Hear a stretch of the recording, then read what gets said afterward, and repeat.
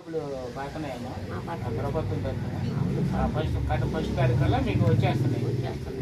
ఎంత వస్తున్నాయి? 4,000 వస్తున్నాయి. 4,000 మీకు కుటుంబ ఖర్చులు కానీ బాగా మారుతుంది. అయితే మీకు పాడి పరిశ్రమ ఉందగా, బరిగొడ్లు అయ్యి బరిగొడ్లు ఉన్నాయి. బరిగొడ్లు పాలతోనే ఆ జీవనాధారం సాధిస్తున్నారు. అంతే కదా. మీ ఇళ్ళ కాడ పిల్లలు చదువుకుంటున్నారు కదా, చిన్నపిల్లలు స్కూల్కి వెళ్తున్నారు. అది తల్లికి వందన డబ్బులు పన్నెండు చూస్తున్నారా? 12 చూస్తున్నారు. వాళ్ళంతా మేము ఆనందంగా ఉన్నాము. మాకు ఎంతమంది పిల్లలు ఉంటే అంతమందికి డబ్బులు పని అన్ని చూస్తున్నారు. అంతే కదా. మరి ప్రభుత్వము మీకు బరిగొడ్లు మీకు ఉన్నాయి కాబట్టి వాటికి కూడా కుటీర పరిశ్రమ కింద మీకు ప్రభుత్వం ఆదుకుంటుంది. మన ప్రభుత్వం మీకు ఎన్ని అవకాశాలు కల్పిస్తున్నందుకు మరి ప్రభుత్వానికి కాపట్లు కొట్టాలి కదా.